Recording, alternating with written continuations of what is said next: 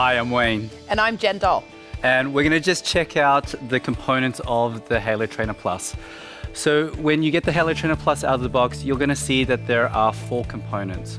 Here we have the long handles, and you'll see that it is that gentle curve of the angles. And then we have 2 short handles.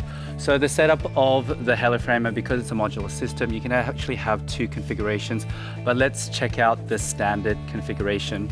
Here, what we'll do is that we'll just stabilize one of the long handles, and then we just press these push pins, and then we're just going to slide one of the short handles on, and we're gonna do the same with the other.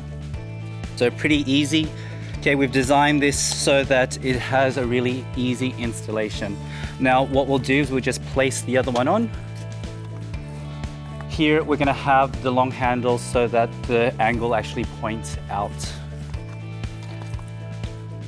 So we just line it up. Again, we're gonna press these push pins, nice and big, so easy to just slide down.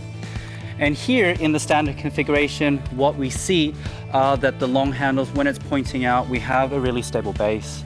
Short handles are the ones that are pointing up, and we can truly see the ergonomic design of the Halo Trainer Plus. So here, when we go into bodyweight training, you often find people when their wrists are into extension, they can't really tolerate that load on the upper body. Having the Halo Trainer Plus allows me to have a better ergonomic grip so that I can actually do bodyweight training for much longer. Okay. The other orientation that we have here is from this standard configuration, we can actually go into the reverse standard configuration. So all we do here is we simply remove one long handle. Okay, and again, we have these push pins here, really easy for removal of that long handle. And then all we're gonna do is, again, we're gonna just press these push pins, easy twist of the short handle. We do the same thing on the other side. Good, and then all we do is now you'll see that the orientation of the long handle, the angle is actually pointing in. So we're gonna repeat on the other side. Okay, again, we'll just stabilize the long handle, and then we just line it up. Okay, press these push pins, easily slides through, and let's just check out this reverse configuration. So you see here, we can have the long handles and they gently roll side to side. So we no longer have a stable base, okay? But it's not as unstable as when using the short handles due to the gentler angle, okay? So it allows you to have a lot more variety with your bodyweight training. We really can get more core integration.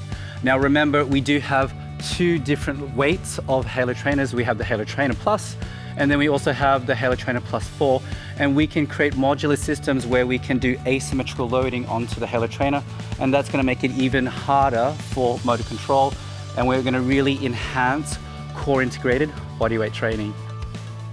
Now we're going to show you some important points for safety and usage of your Halo Trainer Plus.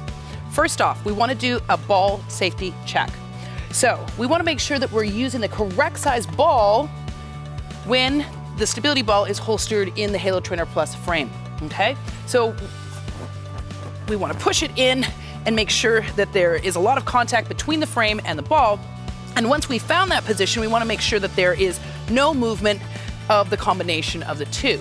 So to compare and contrast what it would look like if we use a ball that is not the correct size.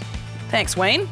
So you can see with the same setup, once he pushes, can you push again? You can see what starts to happen, right? The entire unit of the ball and the Halo Trainer Plus starts to shift and move, which obviously is less optimal. Yeah, right? And so not if as safe. I was to get on top of it, I'd fall off. Exactly. So this is a lot more secure, a lot safer.